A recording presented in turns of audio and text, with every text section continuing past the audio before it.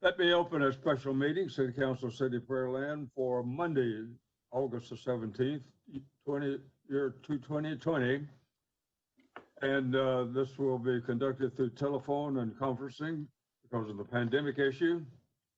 And at this time, we will move into our agenda, which I will call to order, which I just did. Item number 2 is roll call and certification of quorum. We have just certified our quorum from Mayor Pro Tem. Madam Secretary, I certify a quorum for the meeting tonight. Moving to item number 3, citizen comments. Councilmember Pro Tem Little.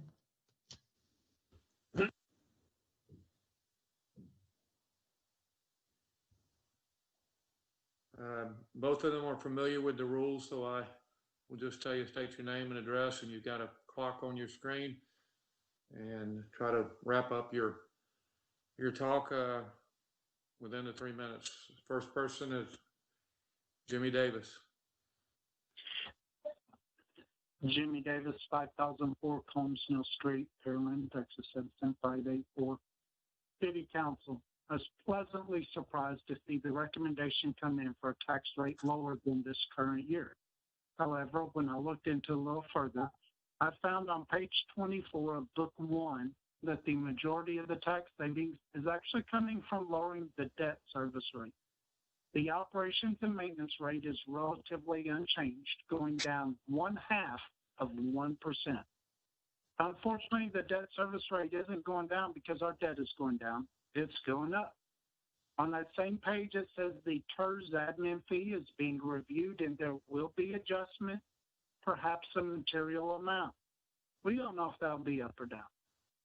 In the greater Houston metropolitan area, over the course of the last year, the change in consumer price index for all items has gone down 0.2% based on data available as of this meeting. Nationwide, it has increased 1%. However, we're proposing a 2% cost of living increase. I suggest a 1% increase would be appropriate, and that savings could further reduce the burden on taxpayers by lowering the tax rate. Parks and Rec are indeed a nice feature in our city. However, if you drive by Centennial Park, what you see is all the playground equipment roped off. People are not going swimming at that natatorium because it's closed. Community groups can't have meetings there. The Dolores Fenwick Nature Center is closed. And yet, according to slide 26 on Book 1, we are seeking more than a 10% increase in the Parks and Recreation budget. On that same slide, we indicate we are increasing our budget for inventory on the general fund 106%, but are reducing principal payment by 44%.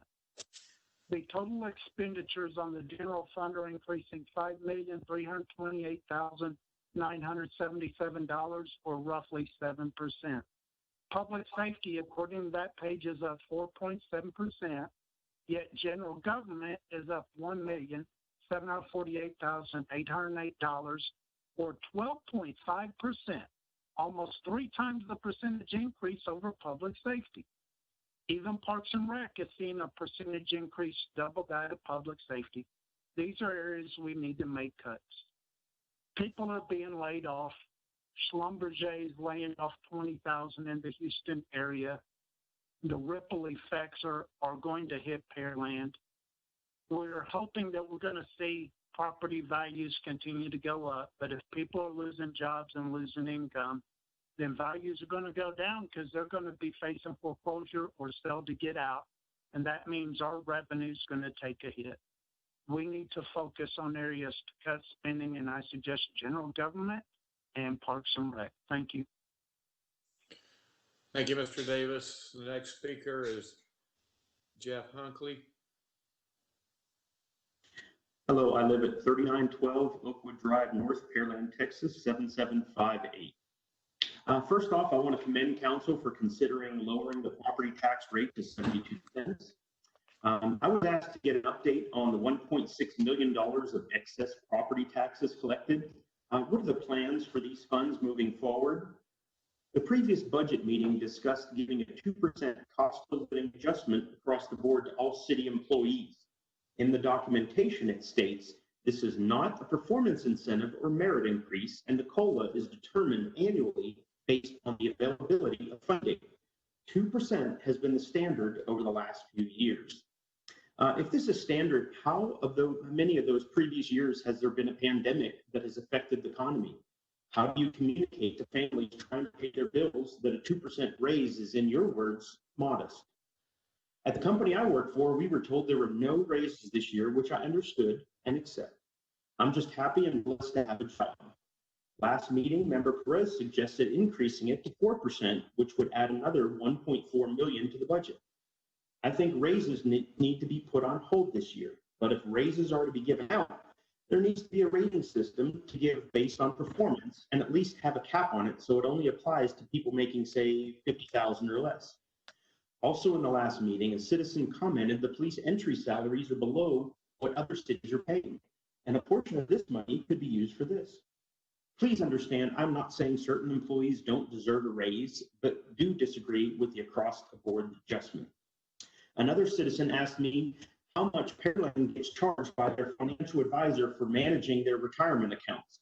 Do the participants pay for the advisory fees, or does Pearland pay? Also, when is the last time they shopped around for a more competitive rate? If this hasn't been done yearly, I think now would be a great time to reach out to local Pearland citizens in this business and see. You want to hire a resiliency officer, and I reviewed their job description. They're supposed to make sure that offices aren't wasting resources doing work. Wait, are you willing to waste $40,000 for a part-time job to see if they're wasting money? Heck, just ask me and I can tell you for free. It also lets the city get the most bang for its buck on its projects. We citizens have been giving multiple ways for the city to get a better bang for their buck, but we are left unheard. If this is so important, I ask council, what would you choose? Hire a position we can live without or give raises? Parks and Recs had an $18,000 budget for seminars, which I also said should be canceled for this year, or at least send one employee to give a presentation to the rest when they return. This raises the overall spending on seminars and conferences to $750,000. There was a request for staff to build an interactive dashboard to view the budget. I have some ideas of how to format the dashboard and would love to discuss this further. Gentlemen, good luck making the right decisions tonight. The citizens are watching and waiting. Thank you for your time. Thank you for those comments. That's all of our citizen comments, Mayor. Okay. Moving in our agenda to item number 4. This is the purpose of the meeting, of course, are the following 3 items. New business. New business item number 1. I'll ask Clay Peterson to open that up and sort of set up so that we can do our discussion. Thank you, Mr. Mayor and Council, for your additional time tonight. I believe we'll get the PowerPoint up that'll help guide us tonight for the follow-up discussions. So this is our what we term budget discussion number 2. We have a series of categories of follow-ups from the initial read. The council's had the documents for a couple of weeks now. And then we do have requirements for voting on the budget readings and the maximum tax rate, what to publish there.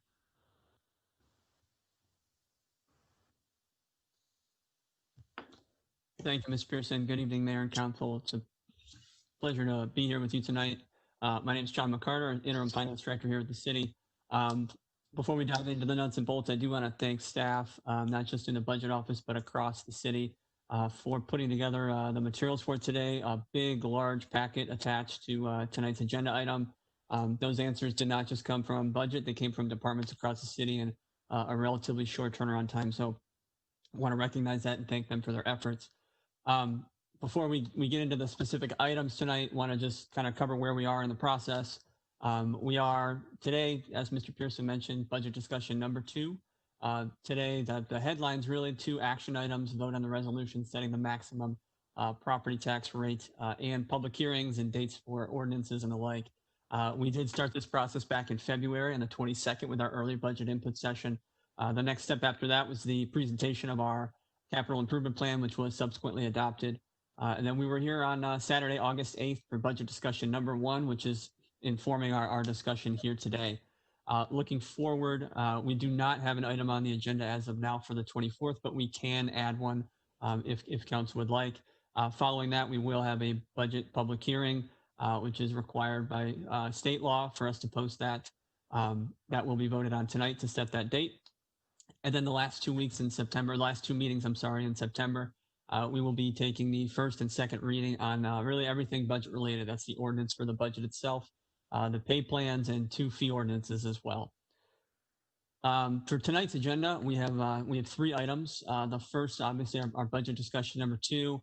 A lot of cleanup, clarification items, some action, not formal action, but some proposed changes to the budget as well. We have this organized into 3 sections to hopefully make it a little bit easier to access and digest and act upon tonight. Do want to make sure we note that making any adjustments to the budget will require a consensus of council. Next, we'll move on to vote on the budget public hearing dates and the dates for the actual readings of the budget themselves. I covered that on the last slide, and then we'll close it out with the vote on the maximum tax rate. There is some specific language that needs to be read to put that into the record. We'll display that for your reference and make sure everybody's on the same page there. But that's tonight's agenda in a nutshell. Looking at budget discussion number 2, I'll provide an overview and then we can kind of walk through section by section. We did organize tonight's packet really into 3 sections. The first is potential updates to the FY21 proposed budget. So this contains really any items mentioned by 1 or more city council members at the first budget meeting or follow up subsequently afterwards. That would be a change to what was proposed in the budget. So the information we're presenting here is hopefully enough to allow council to either have a consensus or not, so we can kind of start putting these to bed, making the changes that we need to make as we move along. Second, changes made to the proposed budget. These are updates that were made either by a consensus direction given last meeting. There weren't a whole lot, but they were there, or tweaks made to the budget based on changes that have happened since then. And then lastly, the largest section, information requests. This is a lot of some of the smaller items that were one-off kind of questions about line items in book 2 or how we've done things historically, or just information requests that weren't directly a call to action or a change to the budget itself. Want to reiterate just updates that require the consensus of City Council. So I think, as Mr. Pearson mentioned, we'll walk through section by section here. Section number 1 is potential updates to the budget. We have these listed out here, A through F, 6 total. These were items that either 1 or more council member last time mentioned as a potential change. So I think at this point, I might throw it back to Mr. Pearson if we want to walk through each one of these or how you want to structure that conversation. Thanks, John. So as was stated, these are the 6 items, and we can obviously add some more if you didn't think we put these in the right categories.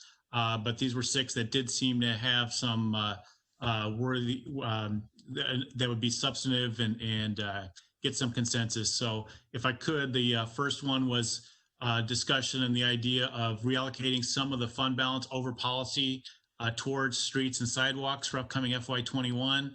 For background, we are considerably over our current 16 and some percent fund balance. However, we purposefully have we built that up substantially given the unknowns. We do have, as we noted on page 1 of the memo, we want to try to stay structurally balanced operating revenues and operating expenditures. You could say these are capital and not necessarily required for operating expenditures, but beside that, ask council for some discussion about whether you want to allocate any of the 4.6 million and increase the streets and sidewalks expenditures. So I don't know, Mayor, if we just to get some clear direction, and we'll try to press and ask for people to weigh in and give us some direction, so we're not 2 weeks from now going backwards or trying to get some idea. So Member Perez brought this up. I don't know if you want to lead that off, sir. Sure. With the potential of us moving a sidewalk gap and repair an expansion program to a capital project bond funded later on in this decade, I'm okay with, if we move in that direction and there's consensus from council to move that direction and we put in things structurally to ensure that we move in that direction, I'm okay with leaving the sidewalk funding as is. I would much rather start initiating this year, creeping the street funding up to what we believe is a minimum amount for us to sustain the PCI of $3.5 to $4 million. Right now, we're under $1 million. I'd like us to be at least $1 million if we can be. And that's, I'm just throwing a number out there, but try to get to a point where we're putting more money into this. If that's not the direction of council and or the recommendation of staff, I'd like us to have some sort of plan in place. And at what point in the city's history are we going to start putting more money into the street maintenance so that we can keep up with it? If we have a game plan for after we get to maybe the TERS retires, or we want to get to under a certain value in our debt rate before we put more money into it as a pay-you-go program, I'm fine with considering that then. But right now we're just not doing enough. Mayor, this is Woody. I had mentioned that last time too, to move over the amount that we had there. I'd like to see us, we know that we're running behind on streets and sidewalks and what have you on that. It's detrimental out in our public areas right now. And even the traffic markings and stuff are eroding away. That is very difficult, especially in the areas where schools are now in intersections.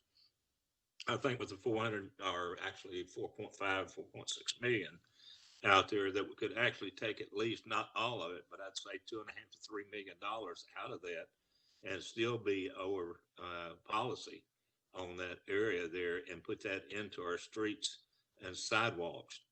I think, one of the last times that we talked about it, we had mentioned that, we needed at least 7 million in that area, which this won't get us to that point, but it's a lot more than the 1.4 million that we've got earmarked for that.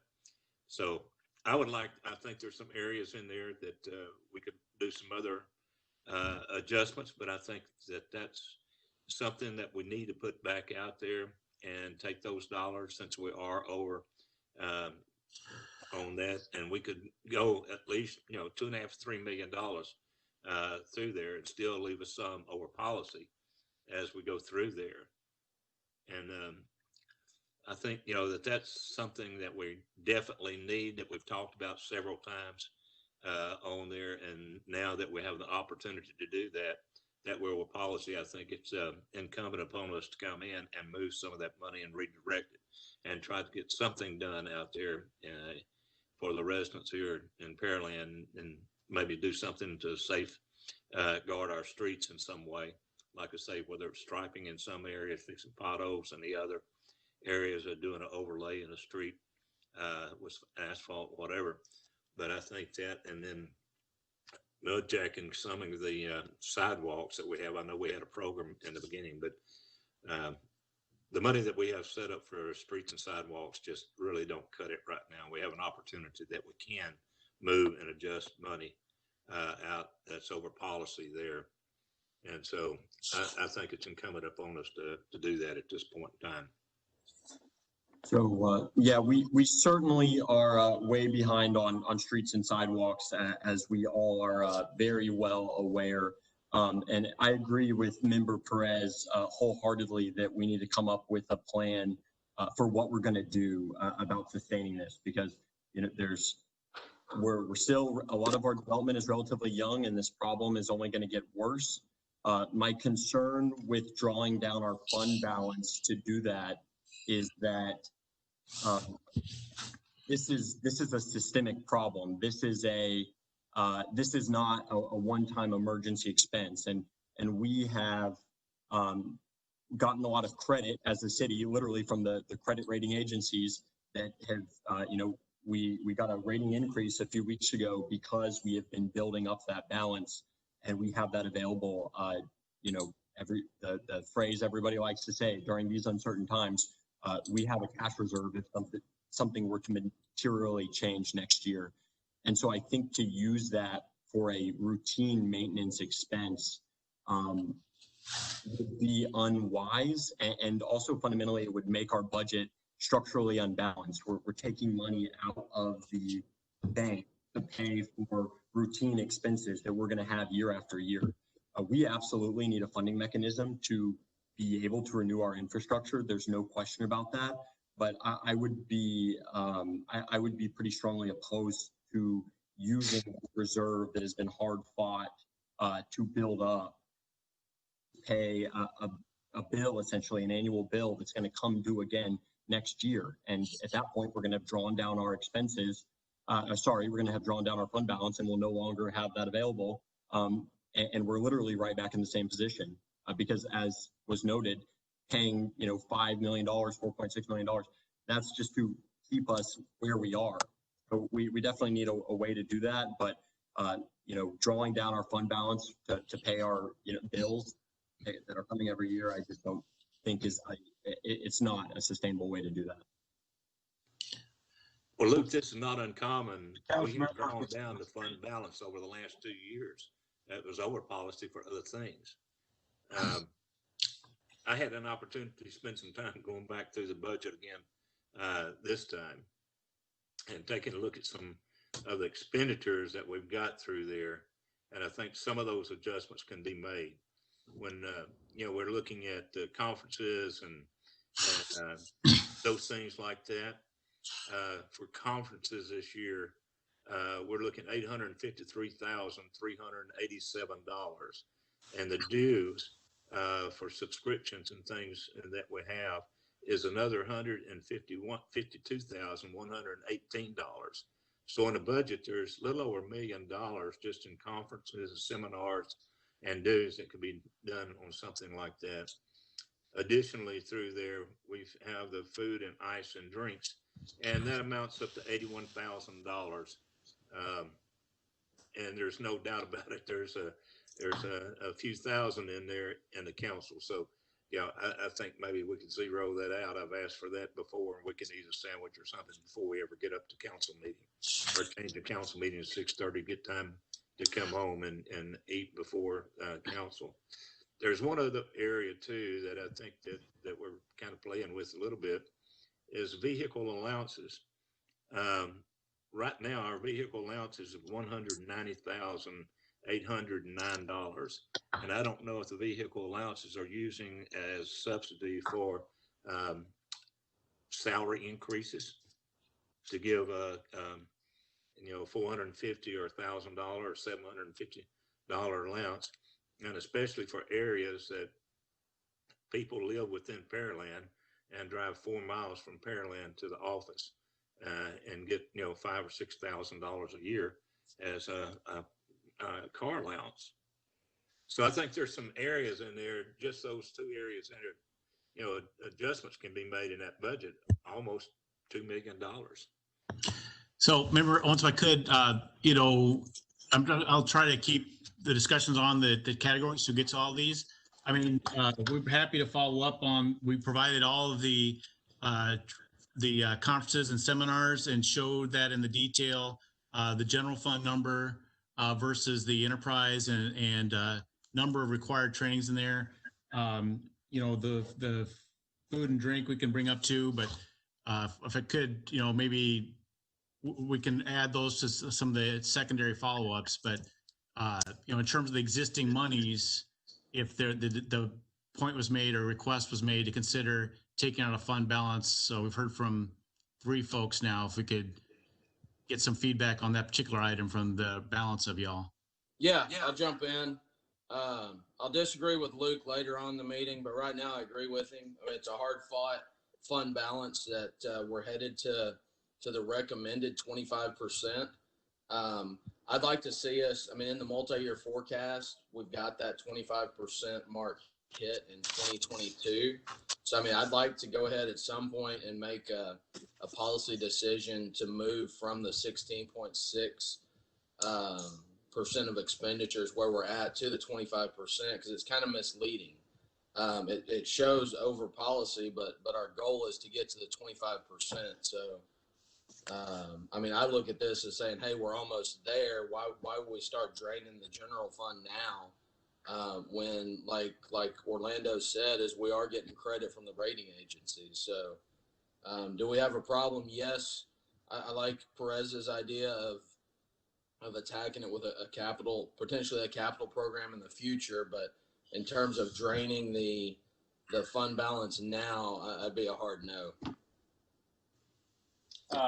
Well, could I propose instead of a hard or a substantial value out of the fund balance, can maintain sidewalks at 133,000 with the expectation that will eventually get to a capital project in our next bond program, and then just take the sidewalk or the streets from 787,000 to $1 million, and then by the next February meeting have a game plan for a 5-year implementation of how we get to $5 in street funding allocation over that time period, and give us a guide of where we're going to get step increases over the next few years, where we're still getting to our 25%. We're still going to meet all of our other metrics, but we're going to give guidance to staff, and staff's going to give us a plan of how exactly we get to that level where it can maintain our PCI rating.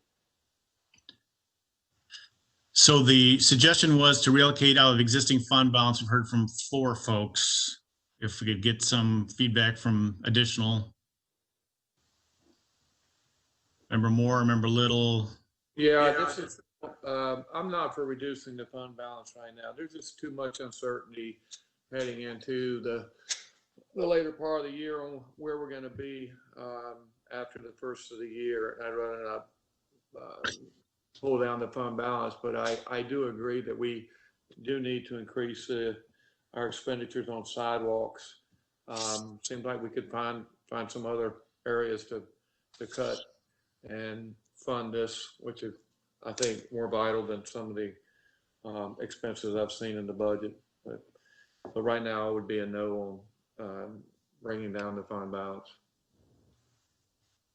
I would not be in favor of bringing down the fund balance. It was a year or so ago that we made the decision to push to get back up to the 25% because we had drawn down on it. So I want to get us back up to that 25%. And in light of everything, I think it's a good thing for us to have that fund balance. And I do like the idea of proposing some kind of plan on how we're going to get to a certain amount of dollar figure for putting into the streets and sidewalks. It's come a long way since we started this program, but we're still falling, very short of the overall dollar figure needed for this fund. So I would like to see a plan on how we're going to get there and how long it's going to take us to get there, because as each year passes, our streets and our sidewalks degrade further and further. And after all, that's what people see the most. And, streets and sidewalks are important to have, in the city, and people depend on it and don't like when there's potholes. So I would definitely like to see us try to have a plan on when we're going to fully be able to fund that fund. So if I'm hearing correctly, everybody wants to do an increased allocation, but nobody wants it to come from the fund balance. So perhaps, Clay, we can for the next budget meeting, you can, I don't hear anybody objecting to us trying to get to $1 million in street pavement allocation. So perhaps you could take a look at where that money could come from, maybe evenly distributed amongst the other departments. So it's not, nobody has to take a big hit. I know that I'm oversimplifying things, and I don't want to trivialize the effort that would be put into that. But if you could take a look at that by the next budget meeting, as long as the other council members agree with that request. I agree wholeheartedly with it. So I saw Member Hernandez came on. We hadn't heard from him on this particular suggestion item. I see him there, but maybe we can't hear from him. So as Member Perez said, there was a pretty firm consensus about not drawing down fund balance to increase the streets and sidewalks. There is desire to have obviously a plan to increase that like we all would, and perhaps even provide some interim targets of as we fine tune the budget to up the street segment at least and get that going and see what we can do. So anything different from that item or? Well, you know, Clay, that to me for the last 2 years, this is in the third budget, we've all talked about how we're not able to put money into the streets and the sidewalks and doing that. But here's an opportunity not for totally funded, but in order to get some of it in there, additional, maybe double what we got in there now. I mean, we can't even do potholes with the money that we have out there now for streets and sidewalks. But I just thought, since we were, over there, and probably it's roughly around 5 million now in there over there. So I just, $2.5, $3 million or $2 million, something added to that 1.4 million that we have out for street and sidewalks. I just figured it's time for us to do something with the money to put back out and see our streets, at least something being done to try to repair them and try to repair sidewalks. You see people that are actually walking in the streets because they can't walk on the dang sidewalks. And so, I think we owe it not only, to the city, but also the residents here of trying to utilize some of that money and not take all of it, but actually use some of it. We have an opportunity we can use some of it and double at least what we're spending on streets that we've been talking about every year for the last 3 years, that we need to be spending $7 million a year on streets and sidewalks. So the actual target from the PCI was 4.6 million is what the memo says, but we hear you and we all send that, but the suggestion was to take it from fund balance, and there was nothing near consensus for doing that at this point. Yeah, I heard that. Can we come up with a game plan of where we could come up with $300,000 or? Well, we're working the whole budget, so I mean we'll look at that. I mean we'll take a look. So okay, and then I think the additional instruction was to by the February meeting come up have a white paper with how do we get to the 4.6 million over, and I'm just throwing the number out there over a 5-year period. I think we can also couple that with Member Hernandez's suggestion that we revisit an alternative funding mechanism for drainage projects to possibly get us to help assist us with being able to fund this project through sources outside of the general fund, and then maybe we can have a better game plan for this in February than just reacting to it every year in budget. So the next item on there that was suggested from Saturday was we identified that as we've transitioned to that 3230 and also then COVID came across, we have had suspended the delinquency processing late fees. The plan had been to start to phase that back in beginning of the fiscal year in October. I showed you the number and how that's grown. Our concern would be that we're just making things harder to transition if we don't start to get after the talking to the account holders that haven't paid over this time and starting to work with them for billing, for payment plans, et cetera. We have started the 3230 and beginning that. And so again, otherwise we're just creating another problem. It's just going to grow exponentially and hard to get in. So council wanted us to bring that back and talk to you about that. So need some consensus on that. I think I'm the one that brought it up, and I guess I was hoping to get an update on the 3230 implementation for the citizens, kind of in conjunction with this, because I mean, I get the financial impact, but this is the financial impact of the screw up that happened inside utility billing. I mean, everybody wants to say we hadn't lost money, it's just a delay in collection. Well, yeah, it's a delay. We've lost our late fees. and some of it may become uncollectible. So I think we're doing a disservice by not having a discussion around the whole utility billing process, have an update for the general public, and then figure out where we go in terms of implementing late fees. But I think we're in no position. I mean, as much as we need the funding, we're in no position to start imposing late fees when we can't even get bills right. But that's just my opinion. Yep. So we heard that, and we'll be bringing back several items of a water update next week. So if the desire, and I don't want to preempt anybody else, but if the desire is, we hadn't planned on doing that or suggested till a little bit later. So actually the timing would not be harmed at all if we put that off until, a follow-up meeting. So. Say, look, we can't, I see the 3230 plan and the confusion there and delinquencies as separate issues. The 3230 plan, there was definitely confusion. There was need to get things right. But if somebody's just not paying their bill because we sent them a bill and they decided not to pay it, and that's lasted for 2 or 3 or 4 months, we can't just waive the necessity to try and collect that money because we've made errors on our end. I do believe that there should be a policy once we get into reviewing the entirety of the billing policy with the consultant that we're going to hire in September, hopefully, that we'll come up with a good game plan to address the delinquencies for those that are directly related to confusion associated with the 3230 plan. But I don't think, maybe September 30th is not the right date. Maybe if we move it to October or to the end of the year. But we can't just erase delinquencies completely because of our imperfections. At some point we have to have people pay the bill for what they are consuming. It's not fair to the people who are paying their bill and paying them on time, that we're holding that they're paying, that they're doing everything they can to get us to pay their bill, and other people are not, and there's no punishment for it.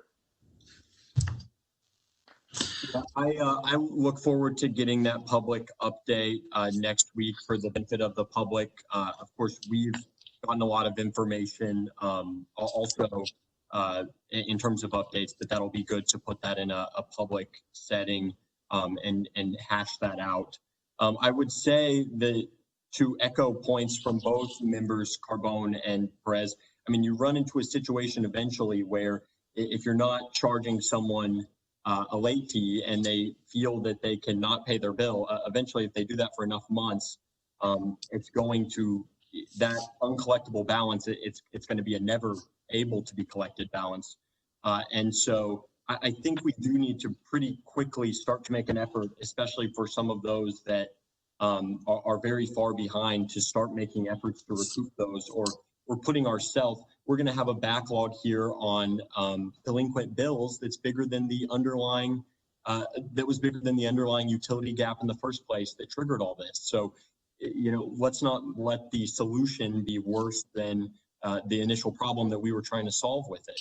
But we're now at a point where we're past $5 million in delinquent billings. And so I think especially for those that are the most delinquent, we really need to be moving those forward quickly.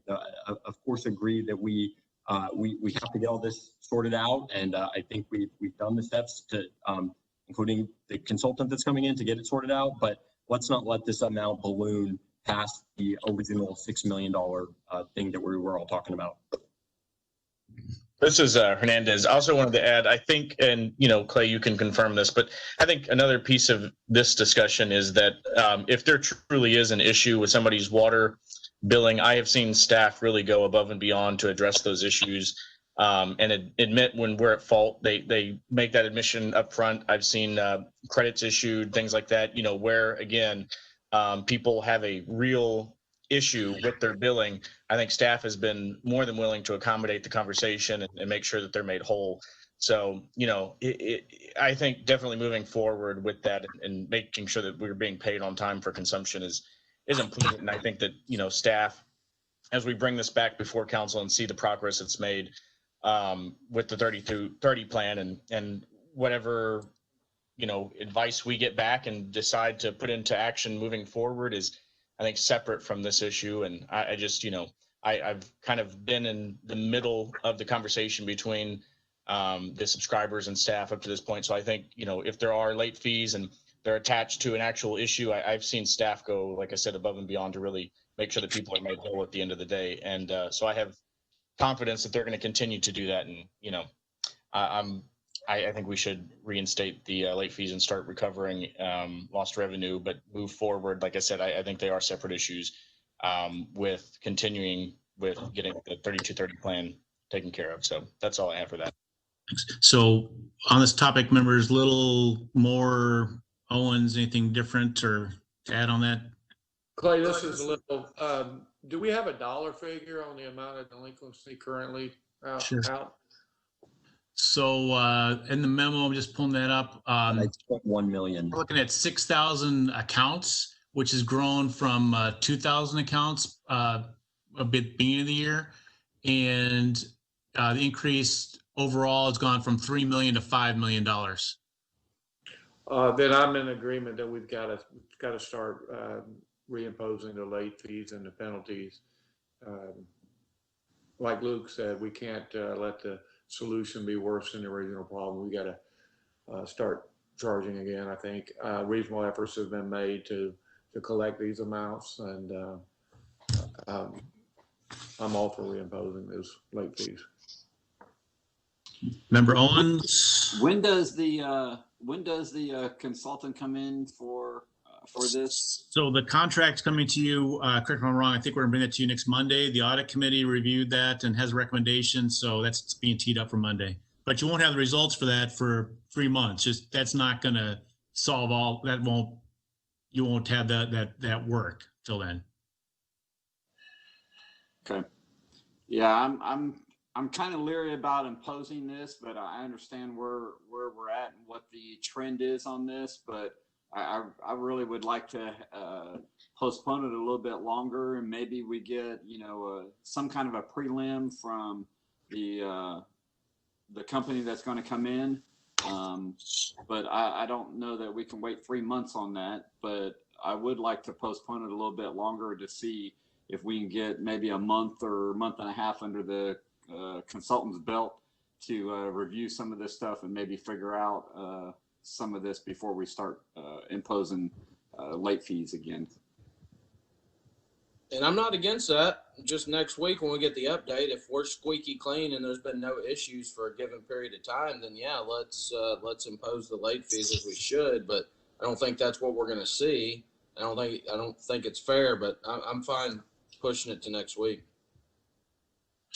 Member Owens, anything on this topic, sir? Yeah, I agree with Tony on it. Okay. All right, so we'll, like I said, this doesn't require necessarily a decision right now, and we're going to have a larger discussion on Monday, and this will be a good segue for that. So the next one, there's a suggestion, obviously the hospitality industry has been hit hardest probably amongst any group and we've done a couple things. We shared that we deferred collection on the pass-through of the hotel motel tax. And then we instituted this new program, and that's still going. There's a question about whether we should look at a second round of that. Our suggestion is to not commit to that at this point. It was framed as a one-time. These are collected from guests and remitted back to the city. So our suggestion was not to commit to a second round this time, but need some consensus on that from council. I was on the brought it up, so I think I'll just chime in first. I think for all that's going on and all the speculation of the impacts of COVID, there's no doubt that hotel occupancy has been hit severely, and that our hoteliers are seeing a significant loss in revenue. It would be my preference, as opposed to taxing them for what little amount that they're getting for hot taxes for programs that we're likely not to implement this year, that we just find a way to return that money to them, minus any operating expenses we need to keep CVB moving, and any other programs that were too far down the road to stop. Again, only my suggestion. I just don't I don't see the value in the tax coming to us right now. I think it's better, that money is better used by the hoteliers to keep their businesses open. Just one point of clarification, as you realize and know, this isn't a tax on the hoteliers. They collect it from the guests and they remit it back to the city. So it's not. But... Yeah, I understand the structural program. They charge an amount. We collect a portion of that amount. So they've set a value on that amount, and we take a portion of it and utilize it somewhere else in the city. Same thing with renting a car. It's not taxing the hotelier particularly, but if they're charging $100 a night and we're taking $10 of it, I think that $10 can better be used to keep the hotel open as opposed to us attracting some event that we're likely not to have. Again, my opinion. Did we ever get any feedback from the hoteliers of the past money that we put out there, Clay? So this just got started, and as was described in the write-up, it's a work in progress. So applications are due by August 15th. So that was Friday, apparently. So this just getting going. Yeah, most of that was supposed to be in for the marketing side. Well, the money we can remit it back, and you have to keep in mind that it has to be under the law for. It can only be returned or used for special purposes. And so I was designed to help them with marketing as one thing, franchise fees is allowed, et cetera. So. Yeah, I didn't know if you heard anything positive, whether it's out there or not, if that was going to help them any at all, and who were they going to market at that point in time? Okay. If it's doing good, I don't have a problem with it. It belongs to them anyway. Well, it belongs to, again, I don't want to split hairs, but it's important. It's if they charge $100 for a hotel room, they charge an extra, $3, whatever it is, $7, and that's what transferred. And then by law, it can only be used for certain purposes. So it can't just be sent back to them for anything and everything. So. Right. Okay. But so 2 members have shared at least interest in, or starting a second round. I need some help on others. Clay, do you feel like you need some more input for guidance before we move on? No, we need more than the 2, please. I'd like to get some feedback from the CVB board. Good plan, bad plan. How was it to implement? I'm not opposed to doing it going forward, but I don't necessarily just want to throw money at it if we're not seeing the benefit. But I'm open to it if the CVB board comes back and says, hey, it was a great plan. It was accomplished its goals. Then okay. Clay, how difficult would it be if it's not budgeted for, but it's decided based on feedback from the CVB and market conditions and whatever else that we would like to do it again?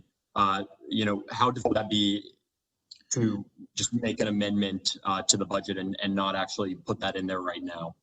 So it'd be zero difficulty. If you wanted to look at it after you get some feedback and have a chance for this to run, even in October, November, to revisit the topic and get that feedback that was mentioned, that's entirely feasible and straightforward. Okay. Yeah. So I wouldn't, pending those things, I wouldn't necessarily be, I'm willing to keep an open mind in the future, but I don't see the rush in putting it in the budget as, something that's assuredly going to happen. Yeah, this is Councilman Little. I'm not for another round yet until we know the full impact of the first round. We haven't even completed it yet. So let's wait till we get some feedback, and then we can relook at this issue a few months down the road. Thanks. Member Moore, Hernandez. I just wanted to levy an accusation against Tony for stealing my comments. So I'm in alignment with his comments. Yeah, no, I'm okay with that. I would also like to get some feedback from the CVB board also. I'm not opposed to this, but would like some feedback from them. So would council be amenable to us committing to bring that back to you and getting that in October, November? Is that reasonable? Yeah, and I'll amend my Really fine. I'll amend my statement to agree with what Member Carbone stated. I'd like us to continue to look at it, but let's put it to the CBB board, and have them give us their feedback before we take any action. Thanks. All right. D Delta was a suggestion for, we have the 2% wage increases in the budget as we have in the past. There was a suggestion to consider the 4%, and that was quantified in our memo. It'd be an additional 1.4 million across all funds. 1.1 of that would be to the general fund.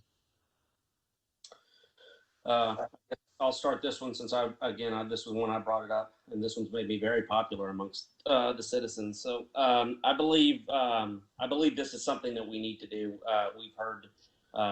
We've heard directly from at least one organization that we're behind. I think that we need to make sure that we're competitively paying our staff. We know that they've been underpaid for a little bit. I'm for the 4%. Again, I think as a business owner and a council member, I believe that the best organizations are one where the staff is there's minimal turnover and the staff is happy, and an investment of $1.4 million back into our staff to make sure that they stay and they're happy in their jobs and they don't leave for another opportunity is returned back to us in multiple ways. So I think we really need to do the 4%. I don't think 2% is enough, but I believe that 2% is definitely our floor, but 4% should be considered. Yeah, I would say it is, first, I just want to comment that it's really easy to complain about a budget, this one or any other one. It's a lot harder to make substantive changes to that. And so each of these 6 things that we're discussing right now, and Member Perez contributed many of them. I'm grateful for those and grateful to actually have a dialogue about changes versus just a general complaining if stuff doesn't feel good. So I'm sincerely grateful to Member Perez and everyone else who brought forward proposals like that to make changes. I would just say my reason for being opposed to this would be the same as my reasoning in the first item. This would make me have a $400,000 surplus this year. So making a $1.4 million annual commitment makes this structurally unsound. And next year we're going to be struggling for how do we continue to pay for this because it's not going to be balanced. And so I don't, I share a lot of sentiments that were shared there, but I think that's just a reality that we have to keep in mind. And again, to the people who your favorite councilman or whatever,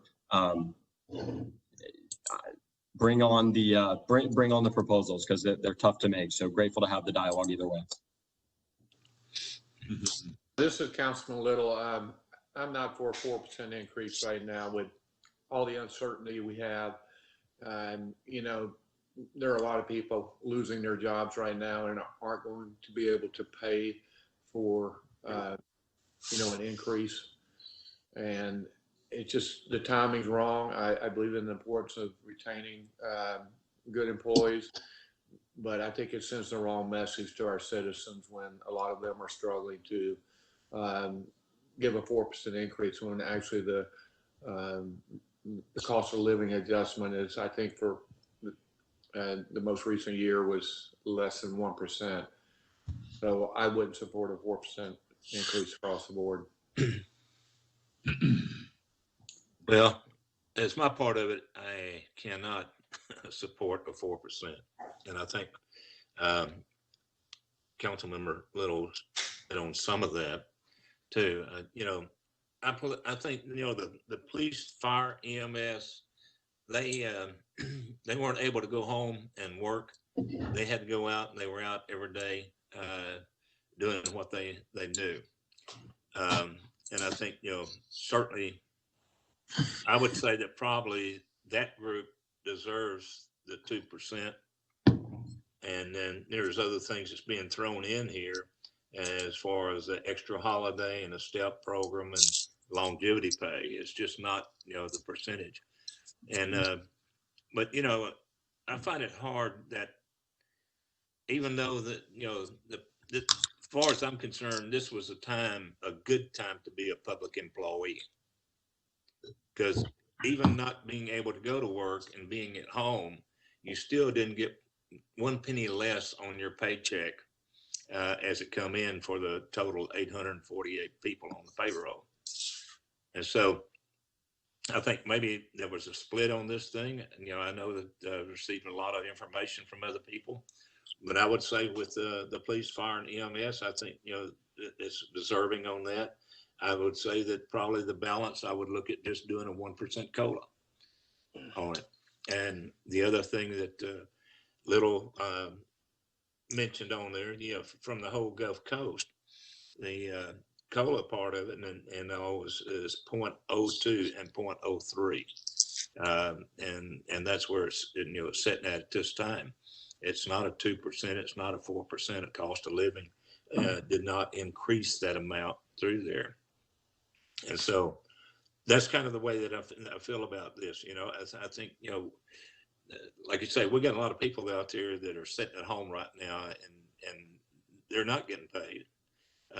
Just heard today, I guess it was in Las Vegas, the airport out there laying off 900 people and terminating them out there. But, that's happening all across the country and it's not stopped yet. And, you see people on TV coming in talking about they need support and help to make their rent payment of things of that nature. So I think, our people there here at the city should be thankful that they're working where they're at right now and they didn't miss a payday and they didn't miss a penny on it. When the people that are paying the taxes, they are in that situation that some of them lost their jobs, some of them are not getting any pay at all. They did a thing at our church the other day on handing out food, and there was 180 people there. They'll do it again on the 20th up there, and they were Pearland people. And so people are hurting right now. And I think, for somebody that lives here and paying their taxes and then looking around and saying, hey, I'm not making any money, but I'm paying my taxes and I don't get anything out of it. But if I was a city employee, I'd be getting a raise. So, and even though, the 2% is not a heck of a lot, but I think, time we can do that. And I think in this package also, it's a additional holiday that's in there, opportunity to come back and pay back or actually cash in on the vacation at sick time. And during this flu, this virus that we had right now, a lot of people couldn't go on vacation. They couldn't, so they were at home working, so they couldn't take vacation, but they'd come back and they'd be able to sell it back to the city. And then with the police department, you got the step pay, which that's a contract with the city, and it's been there for a number of years, and it should be honored. And then you got longevity pay that's going in on top of that. So that's the way I feel right now. That's it. I'm sorry, but there's too many people hurting out there right now. Too many people that are hurting paid their taxes in order to do the city budget that we have today. Let me just respond to a couple of those things. I can't disagree more with the arguments that are made. Look, in every economy, there are people who are hurting. There are people who are underpaid. There are people who are losing their jobs. But last year, with no COVID, I didn't hear anybody advocating to take care of our employees in a good economy, nor the previous year, nor the previous year. The only time I hear anybody reference the economy with respect to our staff's pay is when we can use some sort of national narrative to say, well, let's just underpay our staff. That it's just, look, our staff live in Pearland for the most part. They're the same ones. They have to pay the same taxes that the other citizens do, and just using them as an opportunity to cut budget and be a repository for our complaints. It's really grinding. It's a grinding job, and they're generally underpaid, and they shouldn't. The belief that they should just be thankful they have a job and they should just take what we give them is exactly why people have left in droves in the late 2000s. It's just that does not create an organization that works well and efficiently. What that does is cost the city a whole lot more money in order to be able to retrain people to fill positions where people left to go work with another city where they're better compensated. So look, we can certainly argue between the 2% or the 4%, and if we want to go to the 2, that's fine. But this picking and choosing when we think the economy is relevant to our staff salary, and it's just it just kills morale. I know that from experience, and our staff really deserves to be well compensated considering all that they have to do. I mean, police and fire and EMS, certainly we can certainly credit those guys for the work that they do because they're in front of us. We see a lot of TV shows that show us some of the heroic things that we do. We feel akin to them because of that. But Public Works goes out at 2 o'clock in the morning and fixes a leaky water line in an 8-foot deep hole. That's a dangerous job. And we don't credit them for being heroic, but that's hard work. We have people all throughout the city that work long hours tirelessly to make sure that the city functions. And we shouldn't just tell them, well, be thankful you have a job, particularly when we're not seeing an economic downturn in Pearland. We're expecting that there's some sort of response to COVID that is going to affect our economy, but it's speculative at best. And if we've got to reference something that's happening in Nevada to justify salaries for our students, I think we're stretching. Right now, our budget is fine. We're able to lower taxes and still be able to give the staff a 2% COLA, potentially a 4% COLA if we take it out of fund balance. But let's not discredit all of that our staff does to make sure that this city functions and functions well. Because without them, we're just talking heads.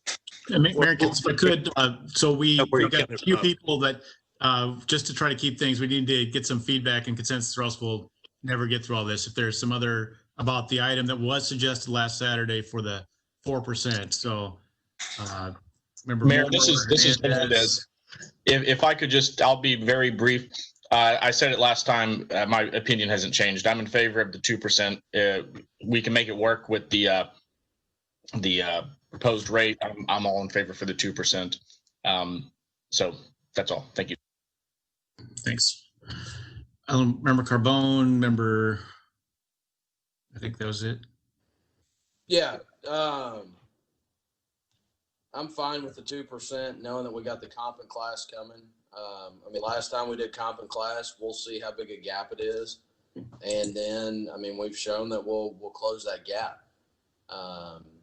And in my mind, it's kind of a liability out there. I think to keep up or to close the gap, it needs to be more than 2. Once we have the comp and class, then that'll give us the hard data to say, this is what we have to do. So for right now, I can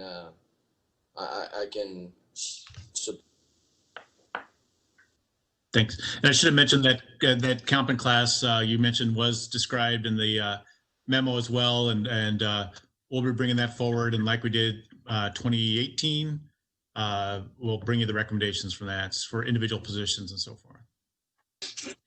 So didn't hear consensus to change that one. And then E, alternately, was the impact of a 1% COLA, and that was also quantified, and asked the same for feedback about whether we should make an adjustment to the recommended budget and move off the 2% that was in there and put in the 1%. Seems like there was a consensus on what was just said that, or sorry, not a consensus, but it seems that there were at least 4 saying they would be comfortable with keeping it as is. Thank you. I'm just trying to respect the list, but is there anything contrary to that's all accurate what you said there? For Perez, here's a place to fund the streets. From our employees' pockets? No, that's not how we fund the streets. We find other ways. So no desire consensus to move off the 2% to a 1% across? I've No, got, no. I got the understanding that 2% was the floor, but, you know, if I'm the only one for 4%, I think we just stick with the 2. All right, anybody to add on that? We did cover that on D. And the last one we thought was pretty clear about whether there was a change from the recommendation that was this adding of the resilience officer. You know, I put a little bit of description in the memo about how that's done. It was referenced in some other larger places, how that's done. If there was interest, consensus to add that, you know, one way to step that in would be to some sort of a contract or a part-time, but didn't get much farther than that just for the concept. I don't know. Member Hernandez, you'd introduced that. I don't know if you wanted to talk to that more, please. Yes, sir. So I think, you know, and I think this meeting has also gone down a road of us trying to find priorities where there is a consensus amongst the members, and having someone to really put that into the perspective of resiliency, which was a major theme, I think, in this budget, I think would be useful. We do have a resiliency officer position in the city of Houston, and I've read their report. It's a great report, as a matter of fact, that goes over lots of different strategic areas on how to make Houston resilient. And by resilient, that's, you know, withstanding the impacts of all sorts of, you know, not just recurring, but unexpected events that may impact the city in one way or another. It pulls together partnerships, both public and private partnerships, helps to overcome legislative barriers to funding, and you know, maybe changes to code and so forth. That I think, you know, if we had someone to kind of pull all of those strategic points together, help us set those priorities across the board. So that way, you know, we have our comprehensive strategic planning, but, you know, we've also got all these other strategic plans that kind of exist. And I think putting that all in the perspective of making Pearland more resilient, I think would be of benefit.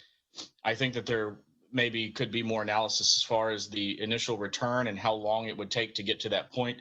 But I do think that based on what I've read, at least, that, you know, it does seem that if you plan to be a resilient city, that whenever you do get hit with, whether it's a COVID-19 or a Hurricane Ike or a Harvey, that you're more prepared to take those things on and not put us in a position to where we're talking about, you know, all of these cuts, but rather we're talking about, you know, keeping the city moving forward. I think that's such an important part of what we do, is how to do the hard work to keep the city moving forward, no matter what the situation is.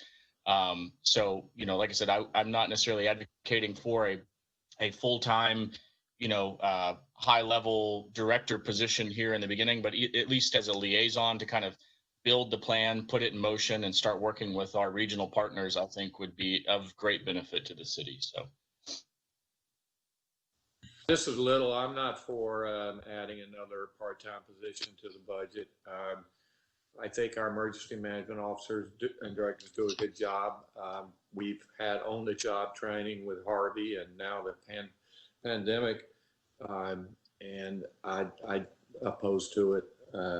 I don't think it's necessary. I don't have any desire to become more like Houston.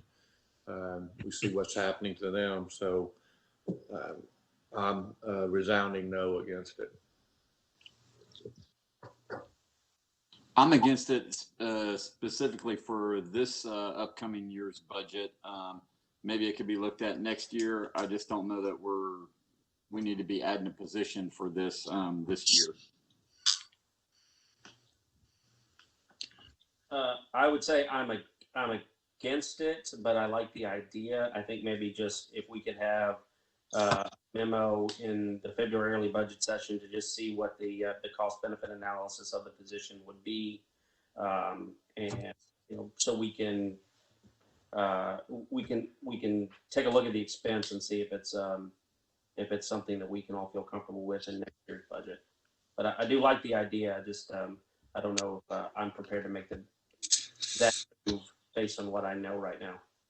Yeah, based on the position, I mean, it sounds like a good position. It sounds like it would tie a lot of things together and be a cost manager over, you know, multiple different areas and projects. But I just don't know that we need to be adding it this year to this budget. Member Owens, Member Carbone. Yeah, David Little said it pretty good when I don't want to be more like Houston. I mean, it sounds like most of the stuff the city manager's office is doing and or should be doing anyway. We don't need another BS title for that. So just to clarify, no, I'm not in favor of it. Yeah. I think the point is not to be more like Houston, but rather to prepare Pearland to work with partners like Houston or our other surrounding regional partners. In no way is this intended to make us like Houston. This is intended to strengthen Pearland. So I think making that claim is I don't know. I think that's a little unfair in my opinion.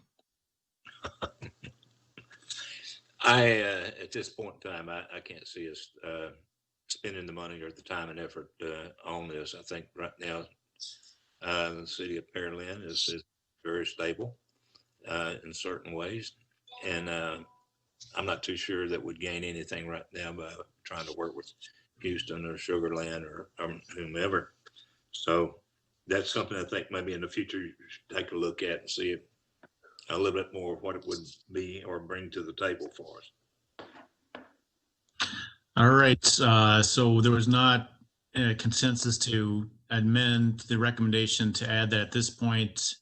We'll keep an eye on that and talk about it and maybe for a future.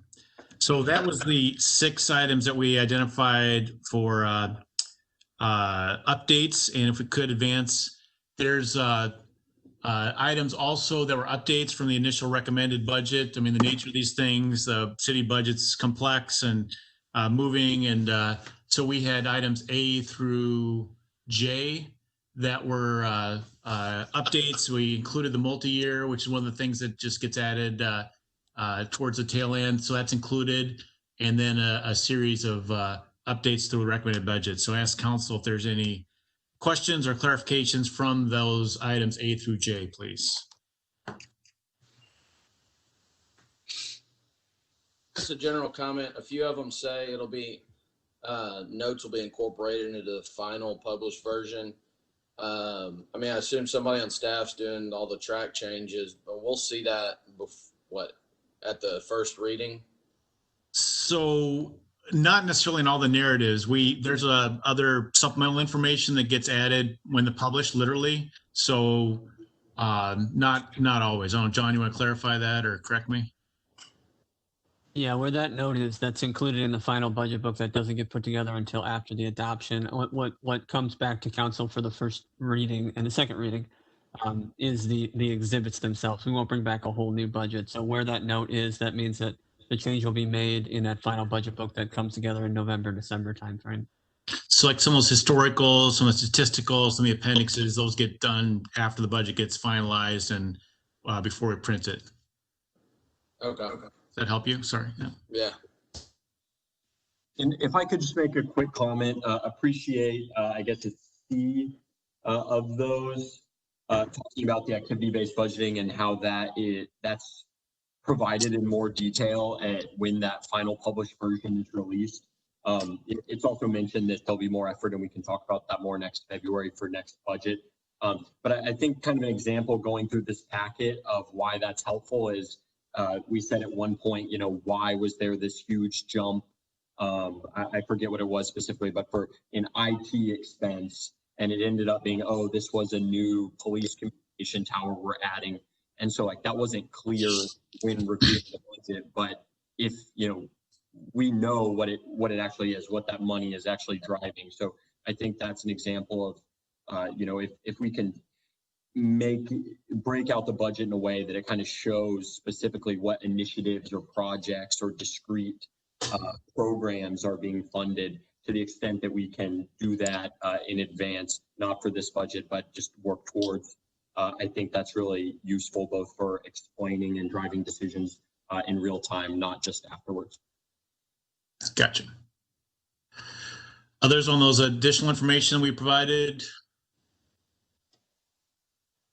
I'd just like to say good job on you guys getting back to us in a week's time on all the adjustments and revisions. Staff did a good job and just want to commend that. Thank you, sir. Appreciate it. It is a lot of heavy lifting between the 4 days from Saturday and then getting that turned around for y'all. It's a lot of, appreciate that. Yeah. Part of this, some of those things I mentioned earlier, is there some way that staff could take a look at those? And you also, those are pretty heavy numbers, for conferences and seminars, almost $900,000. So, I'm sorry, go ahead. I apologize. But, and then if you added in the dues that they pay for different things, that's another $152,000. So it's over $1 million. I don't know if it'll look better on a spreadsheet to see all of these, but if those dollars in there and people taking off time to do the seminars or conferences, can it some of the time be looked at, not X number of people attending, but maybe 1 or 2 people attending and then coming back and doing a brown bag seminar there at the office of what they found out during these seminars or conferences.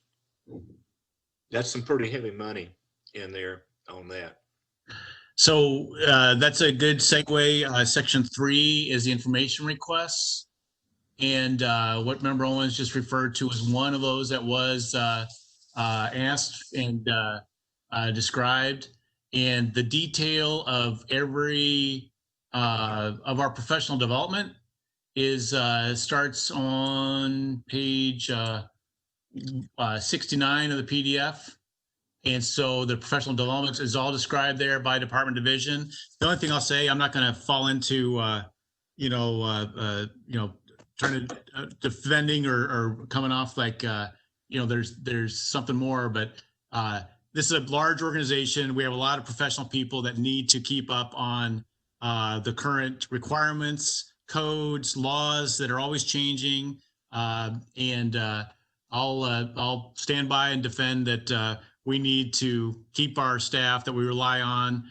And it's easy to say that $850,000, whatever that the number is you said, but the details all there.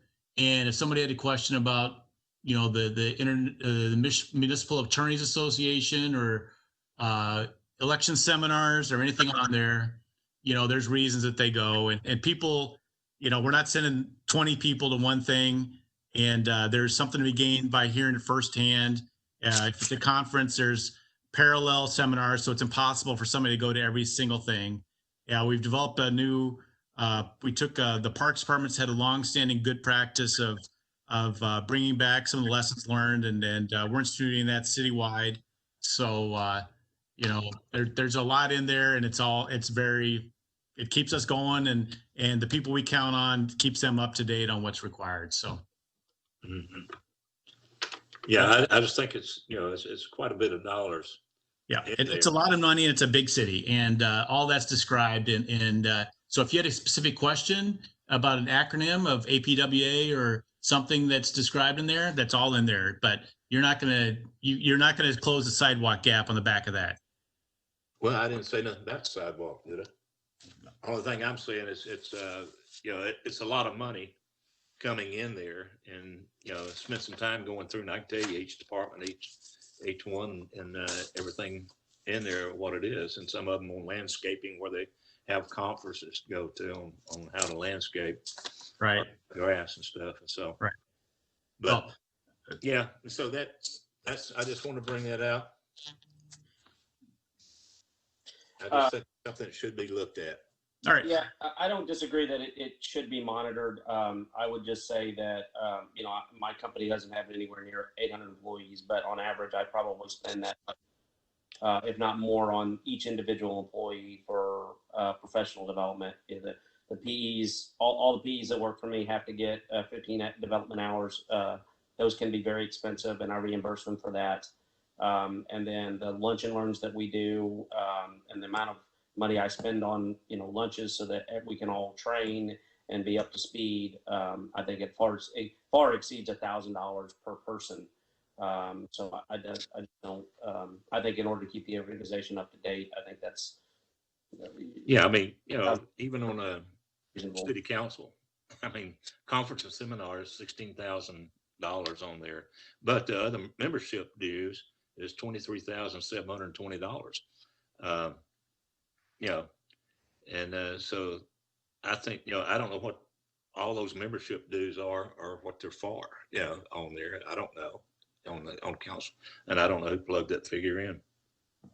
I would think. Clay, what is the total annual general fund expenditure for memberships and dues? I was looking for the number in the budget. And I couldn't find it. So if you go to page, yeah. So in the attachment, I'm scrolling down to get to the right. General fund. 72.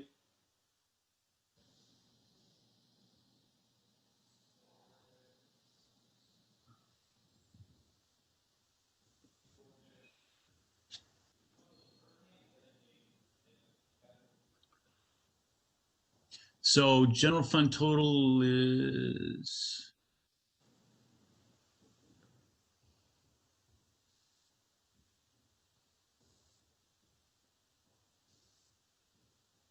John, you got that? I'm seeing general fund. I'm trying to find. Yeah, if you go to page 106, so the whole general fund is $1 million, almost flat. I will add that the FY 2020 adopted budget was at $1,095,000, so it's a reduction of about $90,000 over last year's adopted budget. The amended budget at $700,000. That's really with everything canceled. But so yeah, you have those columns. You can see those totals on page 106. Yeah, 106 of the member little. Can I get Yeah, some? that's a lot of memberships and dues. That might be an area also to take a look at. And can I get some clarification? Looking through this, you know, what was provided, breaking out this category line by line. There's definitely some conferences and seminars in here, but a lot of these things are also meetings, and some are credit hours, some of which are, you know, required continuing education. So just to be clear, I want to make sure I'm understanding correctly. It wouldn't be practical to zero out this line item. I mean, some of these are things that are, I mean, required trainings and continuing education. Right. Yeah, you're exactly right. I mean, Red Cross instructor certification. So they all those have to be certified. Some professions have those requirements to keep your license, whether it be engineers or certifications for the certified planners. So those require contact hours, and everybody should be staying current and learning and staying at top.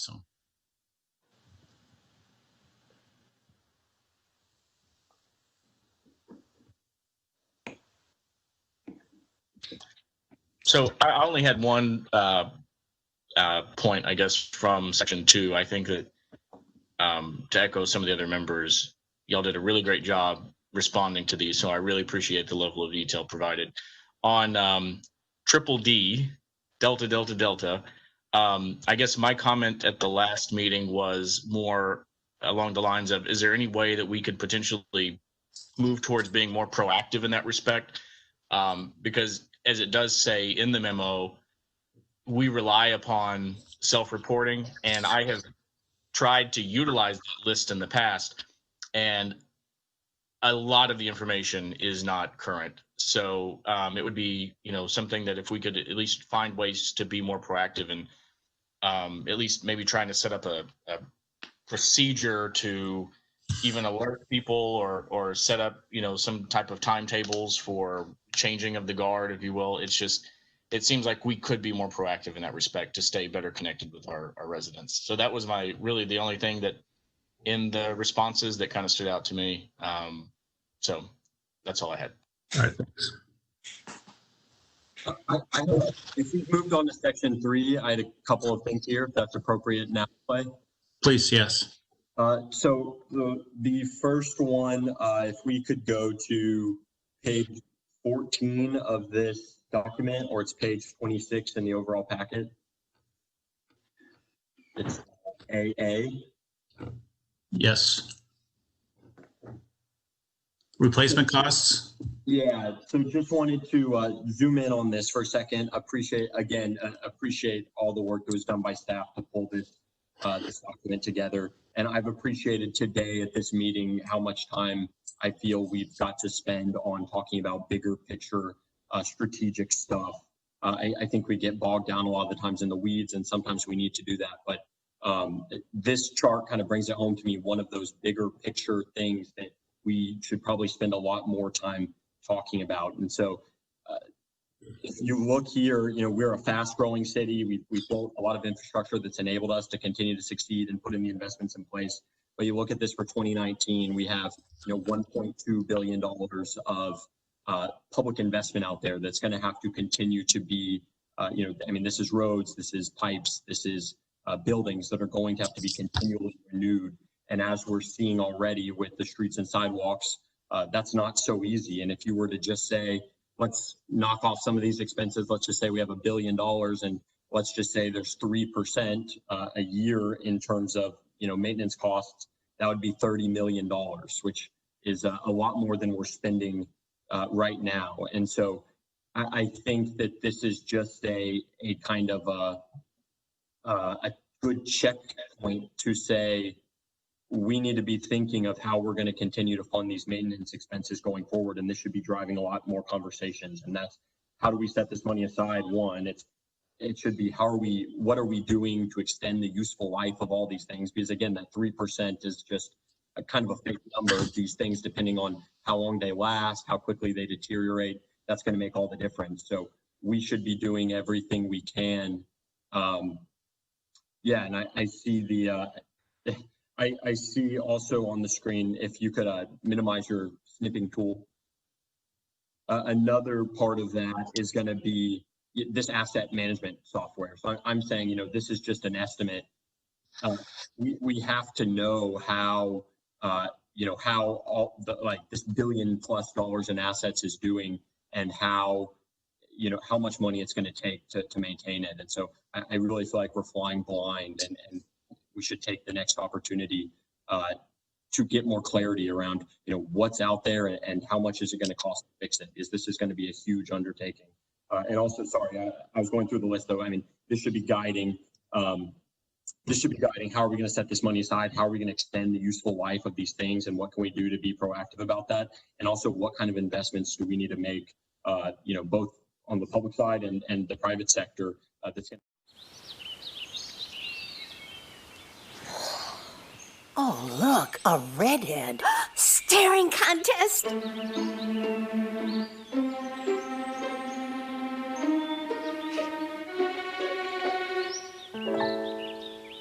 You still got it. I know. Come alive with the forest. The dad was cute. You were looking right at us. Visit discovertheforest.org to find a forest near you.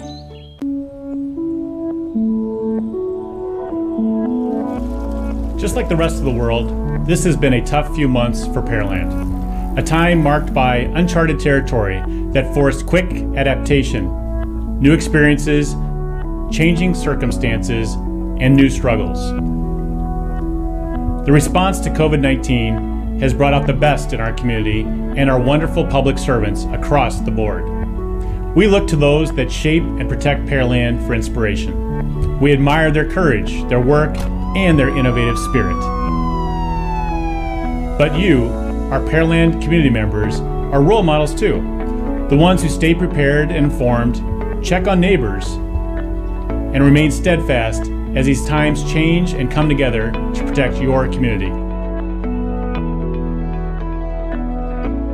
So stay safe, stay strong, and keep going. We can do this together. We know these times have been challenging for many of us. Between caring for family and friends and adjusting to a new home and work lifestyle, waiting in lines and pushing our internet connections, we know that this has not been easy. We recognize the strength and resiliency of our community, and we want to thank you, our residents and businesses, for your continued support through these times. But we're not done yet. As we slowly begin to reintegrate into what we consider. Not today, but just wanted a little more understanding around that. Great. So if you could, we'll take you up on that and show the assumptions and the detail for how those drive for those first 2 years, because those will go into the Raftellus rate modeling. And so, you know, we can share that out to you, unless, John, you want to clarify anything differently now?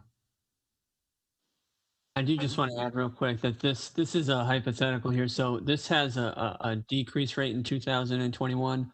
You want to look for your baseline, and the question still stands absolutely on page 25, which this is reflective of the proposed budget for FY21. The other one's just an option to reduce. That's just an alternative that was thrown out. But point stands, and agree with Mr. Pearson that much more details needed. We can follow up on that. Okay, yeah, fully appreciate that. And then lastly, the other thing I think that these meetings are useful for, in addition to the big picture items, are just the citizen issues. So just wanted to follow up on a couple that were brought up tonight, and also I've seen plenty on Facebook and Nextdoor and whatever. And happy if staff has any input for this first one, but on the $1.4 million, the property tax, what's been called an overpayment. It isn't an overpayment. As part of this process that we're doing right now, we make budget estimates, and we have to predict, a year into the future, what are the values that are going to come back from the appraisal boards, what's going to be the result of, thousands of protests and other individual decisions and their estimates. And this year, it happened to be the case that we underestimated how much we'd get in property taxes. And because of a lot going on with COVID, our estimates were high for many of the other categories. And it ended up being the case that we took in, several $1 million less than we had forecasted. So I think that's an important point that might not be so clear if you're not in the weeds of this, but if there wasn't an overpayment or overcharge of anyone, these are forecasts, these are projections, and there certainly was not more revenue taken from taxpayers. There was, significantly less in the grand scheme of things with what has happened. And then something I just wanted a little clarification on, just a point that was made about a financial advisor for the city. I just want to confirm that's the financial advisor for the City of Pearland. It's not a service that's loaned out to the employees for their personal use of their personal finances. Is that correct? Correct. And I think that's all I had on that. And yeah, I appreciate not just the answer to these, but to the other smaller questions that I try to get addressed offline, and appreciate all the work.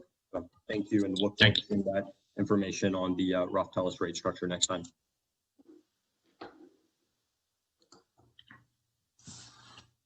All right, I'll dive in. So first of all, item D. I'm sorry, D Delta. D Dog. In regards to getting the dashboard up, and I think more importantly to a lot of the nerds will be the raw data that you'll push out there, so that we can all play with it ourselves in Excel. Yeah. So that'll be fine. Thank you for doing that and getting that out there. Indigo, the COLA, the 2% COLA we agreed upon. I guess the question, maybe you can explain how, I saw a memo somewhere, but how do we do performance, or do we have any performance incentives, or is it just, hey, you survive the city another year, you get your raise, whether you do a good job or a bad job? So there is, departments have a tool that's available for reviews and so forth and feedback. But, unless it's been the standing that, the 2% keeps up with competition and recognize that. And we haven't tried to parse out, merit on top of that. Some cities I've seen the survey where they have their standard, the 2%, whatever you want to call it. And then there's a merit on top of that. We haven't been in a financial position to be able to do that or have a system that's set up to do that. I don't know. I question the utility of trying to divide up, even if we had no increase in 2%, you did a great job, you're gonna get 2.25, and somebody did a good job, you're gonna get 1.75. That just that seems like a lot of pain and quibbling about nothing. So we provide feedback in different ways. There's a tool for structuring that, and that's available. So that's how that goes. I guess, going forward, if maybe it's with the new comp class, I'd certainly entertain a discussion around that because, I mean, we have 800 plus employees. I mean, quite honestly, some of them don't need to be with us anymore, just statistically speaking. And those that are barely skating by are getting the exact same as the high performers. That I'd be interested to see what other organizations are doing, Right. In regards to that. If we go on to R, so I see the write-up where you say the entry-level police officers are 1.6. We're 1.6 below the market. That varies drastically from what the PPOA has provided to us. So I don't know if you've seen the PPOA data, the Pearland Police Officer Association, but if you haven't, I'll send it over and maybe you can reconcile the two for the next meeting because we're looking at two pieces of data that are extremely different. Next up, 00, in regards to parks. I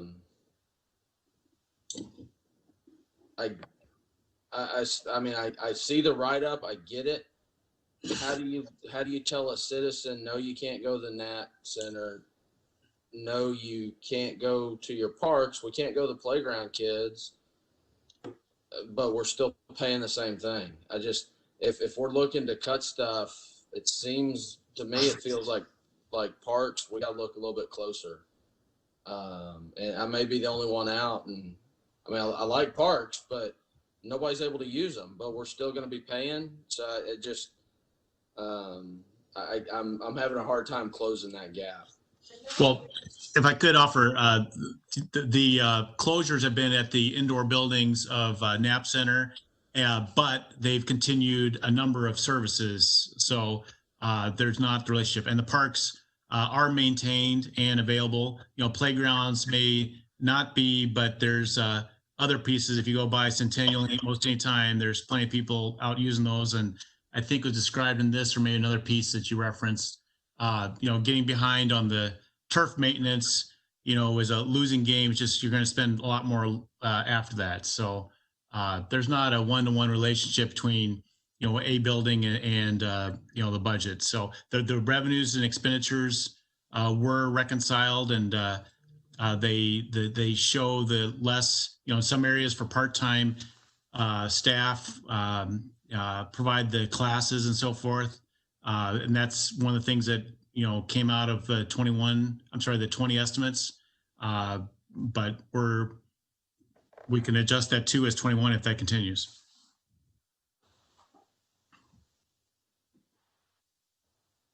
Okay, I'm still not convinced, but I'll let somebody else chime in. On not W, but a double U, the SAFER grant. I mean, do we have a discussion now to say, okay, if the SAFER grant comes in, instead of just automatically going into a mid-year, I mean, we could go ahead and put something in it or give direction in terms of streets and sidewalk repairs to help close that gap. So I would suggest that we don't have to have that conversation now. I mean, it is what it is when we find out about that. It's a very easy thing to do if we do get, I don't want to say lucky, but are successful with that, and then get after that when that happens. So. Okay, and then XX talks about KPB and contractual obligations. I think there's a few others throughout here. And I guess I just bring that up to close the loop. There's some pretty serious accusations thrown around at the last meeting during public comments. I appreciate staff jumping through the hoops and getting us the info. I don't, from my understanding and everything I see, I don't believe any of us are conflicted out in relation to KPB. And page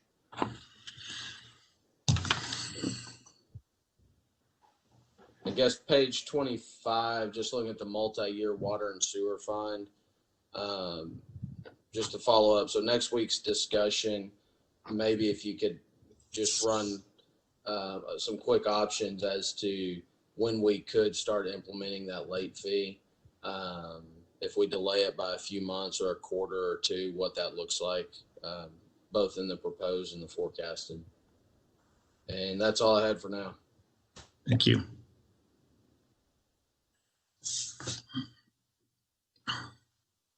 Guess I'll go ahead and chime in. On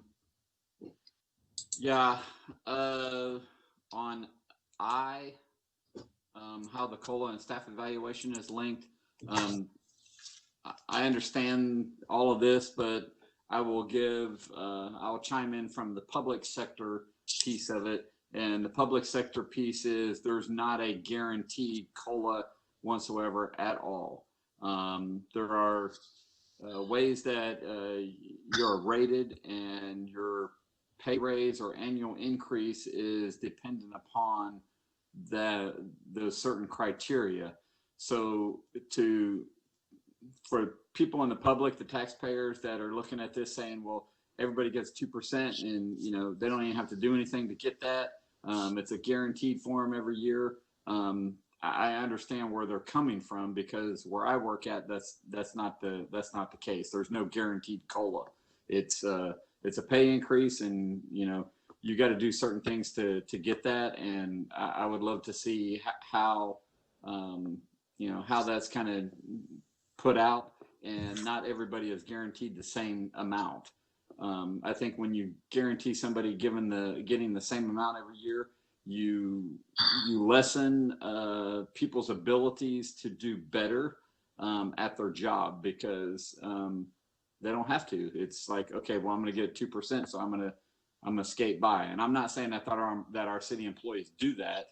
I'm just saying it doesn't provoke incentive to do more. So I would like to see something like that. And in reference to the civil service pay, again, it seems like we always include the civil service pay along with all the other employees' pay. And I will say that this year, not only did civil service employees go above and beyond, but Public Works did. A lot of city staff had to work long and extra hours due to the COVID, providing charts and data and incident management, and there was a lot of extra work that was going on this year that doesn't absolutely happen in a normal year. So I appreciate everybody's efforts in that, and that's why I think it's so much more important to have a pay scale that's based upon what was done throughout the year, and not just a flat across the board, okay, here's a COLA increase. And then one thing that I did not see on here, I asked about this last meeting, but I guess I didn't get enough people to agree with me on it, and that is to provide some funding to acquire a gray key for PD. And the reason I bring that up is because our officers spent a lot of time having to go into Houston. Hey, Gary, it's funded. It's in there. Is it? Did I miss it? Where was it? Tell me what letter, because I missed it. If I could jump in, the gray key was included in the proposed budget in the special revenue fund. It was one of the seizure funds, I believe, but it was in the proposed budget. Okay, well then I'll shut up then. Sorry about that. I missed it. I think with respect to the merit-based raises as opposed to COLA, maybe again in February we could develop a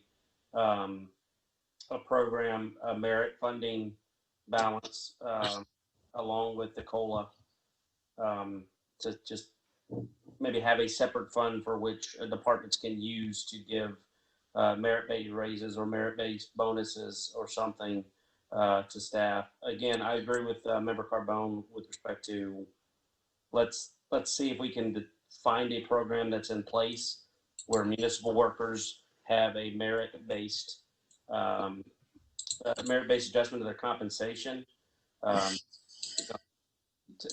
We do get a lot of comparison of, municipality employees, their salaries should be similar to business, but they're just two different organizations. It's hard to really compare the two. I mean, certainly somebody goes to a job and gets paid, but the funding mechanisms, the ability to go out and get revenue, all the compression kind of makes them two separate animals. I give my employees a COLA every year. I would never have one employee from year to year make the same salary if I don't think that they're being able to spend as much. I try and give them more than the 2%, but I also give them merit-based raises. But I can also go to my clients and say my hourly rate is different. We really don't do that. I mean, each year we get more arguments about decreasing our revenue than increasing it. So it's really, while they seem like the same animal, they're really not. At least that's my opinion. But if we want to have a memo about, some potential program for merit-based bonuses, so that there is better incentive for our high-performing employees to continue to be high-performing, maybe also strongly encourage some of the employees that aren't doing as well to know, hey, you're not going to be compensated equally to the others that are outperforming you. I wouldn't object to that. I just don't know if there's a real functional way for us to make that work.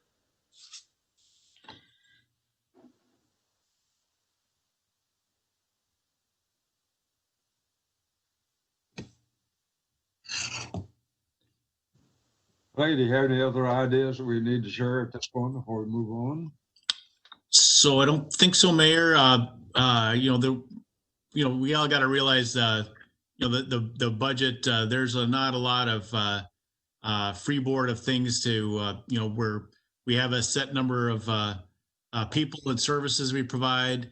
Majority, as we said at the outset, of the budget goes towards salaries and wages in the general fund.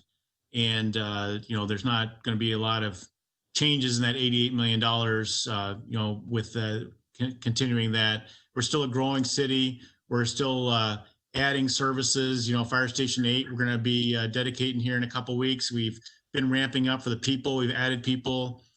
We've been opportunistic and going for that additional SAFER grant, but we do have the budget in there to have the personnel to outfit the additional equipment that we've bought for that. And so, the dynamic is that, we're a growing city. We're trying to improve and add services, and we're trying to stay competitive throughout all of this. And the city's financial position remains good, very good. And, that doesn't happen by accident, because the mayor and council have been very, diligent as we go through this, and every 2 weeks when we meet, and the staff every single day, the decisions that they make to, live up to the expectations. So we probably do have a couple of things we can add on next week to the regular agenda. But otherwise, then the next opportunity would be at that public hearing on the budget and then the September meetings. But nothing to add, sir. Good. Well, I think we made pretty good progress tonight. I think I'm very proud of what the council has dug up. We've got good questions and good responses too. Let's have an objection. We can move on to item number 3, which I'd like to have Perez to lead this item for us. And if you will remember the special wording that is needed at the end of the discussion, and we'll get ready to make a final discussion in motion. So John Branson, if you could put the agenda up on the screen, please. McCarter, first of all, Mr. Pearson, don't we need to go to item number 2? Right, that's what he said. Okay. But Mayor, we're on item 2, not 3. So Mayor, item 2, if I could, is a resolution that establishes the placing on the agendas for September and the budget consideration and setting the public hearing for August 31. So if somebody could motion that in, and then we could consider that.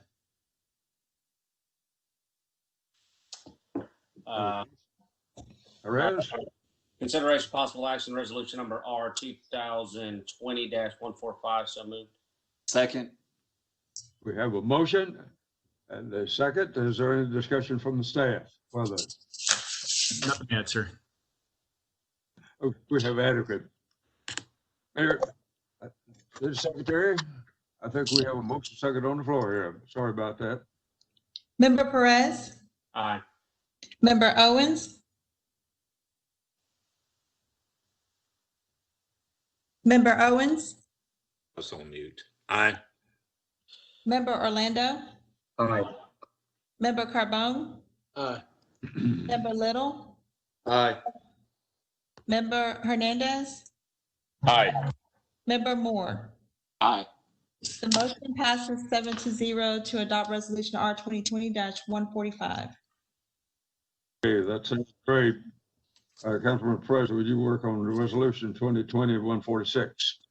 I move rate of 0.7200, which is a tax revenue decrease of 24.03% below the no new revenue tax rate to be adopted at a future meeting.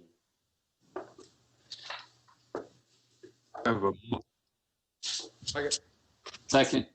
we do have a motion. We have a second. Is there any further discussion on that item? And just to clarify, Mayor, this is the statutory requirement for establishing and the publishing of the city's maximum property tax rate that you can adopt for the next fiscal year 21. And as recommended, that was 72 cents, which is below the calculation for the no new revenue and below the calculation for the whatever they call it now, the voter approved rate.